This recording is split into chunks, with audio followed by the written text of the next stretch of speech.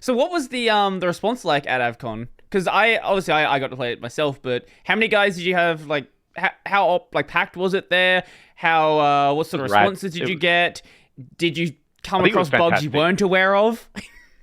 Not really. We did see some bugs come up that we thought we dealt with, Mhm.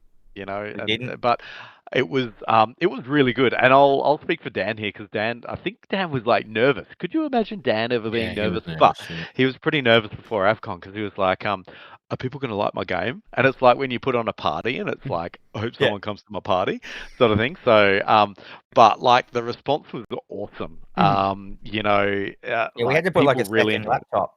Yeah, we had to put a second thing up. I only ever saw one on the first day. One person sort of like just put the game down after like 30 seconds and just walk away. Everyone else seemed to try and get to the boss. Yeah, we had dudes playing multiple times. And Yeah, we had yeah. people like where we reset the game physically from the folder. Like we had to close it and start again, and they still wanted to play it. We had one person do it like 5 or 6 times. I'm like, wow. Just love the game. So and there was like the thing I like about this game is that from a kind of marketing and business perspective is that it is like it's a little bit divisive, right? Like people will look at it or they'll look at the trailer or whatever and they'll go, oh well, no thanks, not for me. It's too violent, it's too gory, it's got upside down crosses or whatever, right? And that's totally fine because they definitely know that they don't like it, and that's right, they can walk away. But then other people are like, yes, I get it. I love it. This is amazing. And so a lot of people were saying, well, when can I buy it? I really want to play more of this, which is kind of like, oh, well, we got to rebuild it. So it's going to be a while. Join our Discord.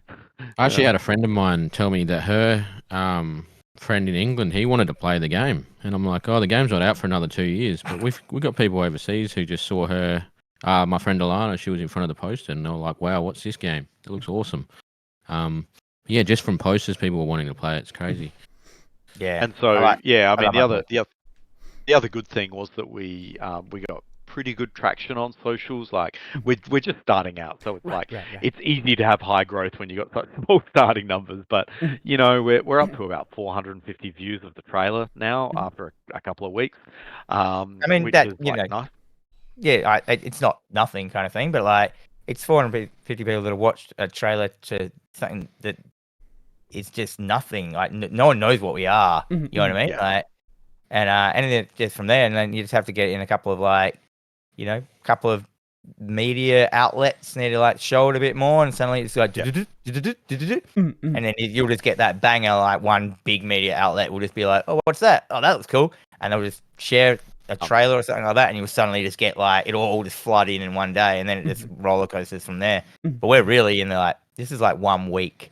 Like yeah, and the good thing, actually, the super exciting thing yesterday was one of my students sent me a YouTube short video, and this is the first time in my life that this has ever happened where someone picked it up. They must have found the trailer. It was the Indie Brew, I think, is what they're called, and I think they're just starting out as well, so they're pretty small. It's not IGN or whatever, but they'd taken the video and they'd done like an introduction, like a 1 minute introduction, focusing on like, oh, this is not for kids. Look how gory it is, blah blah blah. And it was like you could tell it was summarized from our press kit or from the description on YouTube or whatever. But it was the first time that I gone, how did these people hear about it? How did they get this? Oh, okay. It's just like, I mean, we put it out there and someone picked it up somehow, and it's not something I've gone, oh, hey, can we do your podcast? Hey, can you do this? Yeah, Can you cover that? It was weird. It was emergent. It was emergent. Yeah, I didn't realize that. It was like the first time I'd seen someone else talking about our game. It used to be my game, now it's our game. Like that wasn't someone I just shown it to. Right. Like, and it was just like, whoa, this person's talking about my game. You know what I mean? Like, it was just weird. Like, I just never experienced. And I mean, don't know. It was just a strange feeling, and it was cool. Like, and I was like, oh, now I got to do more. I got to make more games to make more people do this. Like, and I just got amped. It was rad. Yeah. No, that's really cool. Like, it's always nice to hear that people are like coming across something like this, because as I said before, there are so many indie games out there. There's so many games out there. I don't even know what the number of games released on Steam every day is, but it's 35. Sorry? About 35. 35, Yeah. 35 every day. Yeah. Now, a lot of those are going to be Oh. not a lot of. So There's a lot of some will like be straight up shovelware. asset flips on Steam. Yeah, So yeah. Yeah, but this is it's an interesting thing in games business that when you talk about marketing, there's a kind of a subset of marketing called discoverability. So if any of your viewers are interested in games business and marketing, look up a mob called Game Discover Co. They have a free newsletter, and then they have a paid version, and they have the paid version of the newsletter also gives you access to their hype chart, which is like a web scrape tool for Steam with all this analysis of all Steam data and pre-release metrics and things like that. But even just the free newsletter is really good. And so the key challenge here is discoverability. When there's 35 games on Steam coming out, how do you just get in front of eyeballs? Right. Because it's one thing what your game is like, but how do people know about your game? That's a huge marketing challenge, and it's a very different type of marketing than we've seen in traditional marketing and traditional business. So that excites me. I'm a nerd for that sort of stuff. Yeah, all the information's out there for everyone. You just have to find it and use it. Like it's crazy. Like I love it.